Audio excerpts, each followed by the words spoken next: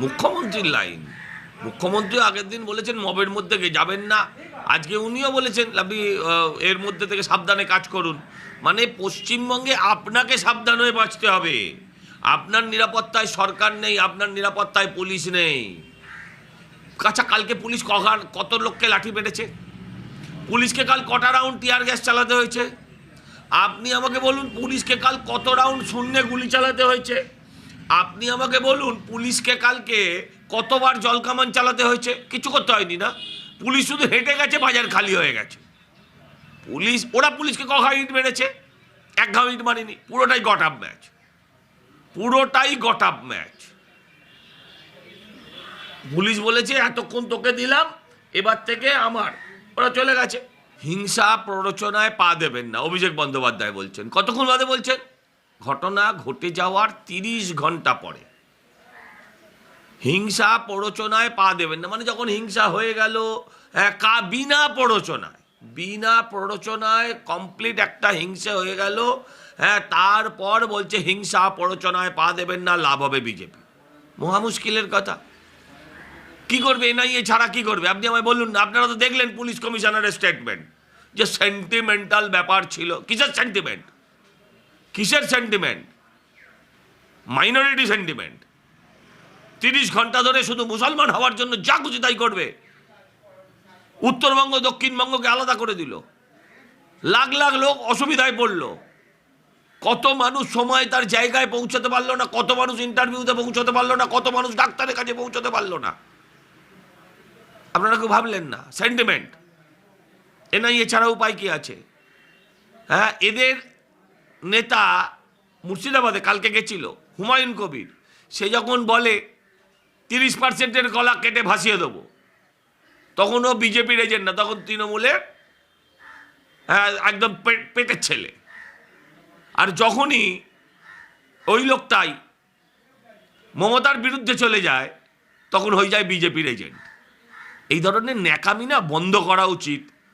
আপনি পতিদাহ নিয়ে আছেন, আপনি পতিদাহ নিয়ে থাকুন, বাংলা রাজনীতিতে আপনার জায়গা নেই। জলপাইগুড়িতে হাইকোর্টের সার্কিট বেঞ্চের নতুন ভবন উদ্বোধনের অনুষ্ঠানে সুপ্রিম ও হাইকোর্টের প্রধান বিচারপতির উপস্থিতিতে মুখ্যমন্ত্রীর আর্জি, বিপর্যয় থেকে সংবিধান গণতন্ত্রকে বাঁচাবে। কেন্দ্রীয় এজেন্সির সাঁড়াশি আক্রমণের রাষ্ট্রান্তে কি এবার মুখ্যমন্ত্রীর এই আর্জি বিচারপতিদের কাছে? আরেকবার মুখ্যমন্ত্রী বলেছেন যে সুপ্রিম কোর্ট এবং হাইকোর্টের বিচারপতি। আমি আরেকবার পুরোটা বলতে বলেছি। জলপাইগুড়িতে হাইকোর্টের সার্কিট বেঞ্চের নতুন ভবন উদ্বোধনের অনুষ্ঠানে সুপ্রিম ও হাইকোর্টের প্রধান বিচারপতির উপস্থিতিতে মুখ্যমন্ত্রীর আর্জি, বিপর্যয় থেকে সংবিধান গণতন্ত্রকে বাঁচান। কেন্দ্রীয় এজেন্সির সাঁড়াশি আক্রমণে আসলে মুখ্যমন্ত্রীর সার্কিটই কেটে গেছে। মুখ্যমন্ত্রীর সার্কিট কেটে গেছে। ও স্থানকাল পাত্র হারিয়ে ফেলছে, জ্ঞান হারিয়ে ফেলছে। যেখানে পারছে সেখানে গিয়ে রাজনীতি করছে। সেই ঈদের মঞ্চে হোক, দুর্গাপুজোর উদ্বোধনে হোক, কিংবা কোনো আদালতের উদ্বোধনে, যেটা একটা সরকারি অনুষ্ঠান। মুখ্যমন্ত্রী এখন ভয়ে কাঁপছেন, মাথার ঠিক নেই, ওনার নিজের সার্কিট ঠিক নেই। আগে নিজের শর্ট সার্কিটগুলো ঠিক করুন। চাকুলিয়ায় শুনানি, চাকুলিয়ায় গুন্ডামি, এসআইআর এর নথি নষ্টের আশঙ্কা কমিশনের। নথি উদ্ধার করে শুনানি সময়ের মধ্যে শেষ করতে পারবে তো কমিশন? যেভাবে প্রতিদিন ঘটনা ঘটছে, যেভাবে বিডিও অফিস, যেভাবে শুনানি কেন্দ্র, যেভাবে জায়গায় জায়গায় আক্রান্ত হচ্ছে, তাতে আমার মনেও সংশয় জাগছে আদৌ 14ই ফেব্রুয়ারির মধ্যে কাজটা সম্পূর্ণ করা সম্ভব হবে কিনা, সেটা কিন্তু এই মুহূর্তে বলা ভীষণ কঠিন। বিডিও অফিসে তাণ্ডব, তারপরেও বিধায়কের বিরুদ্ধে কোনো ব্যবস্থা নেয়নি পুলিশ। এবার ফরাক্কার আগুন ধরানোর হুঁশিয়ারি দিলেন মনিরুল ইসলাম। না, বিডিওর বিরুদ্ধে অভিযোগ করেনি সেটা এক জিনিস, উল্টে বিডিও হুমকি দিচ্ছে যে আরও কাউকে যদি গ্রেপ্তার করা হয় তাহলে পুরো ফারাক্কায় আগুন জ্বালিয়ে দেবো। মানে সরকার কেউ মানবে না, গ্রেপ্তার তো করছে সরকার। এটা হচ্ছে মমতাকে ব্ল্যাকমেল, এটা হচ্ছে মুসলিম অ্যাপিচমেন্ট, যে আমি মুসলমান নামিয়ে দেবো।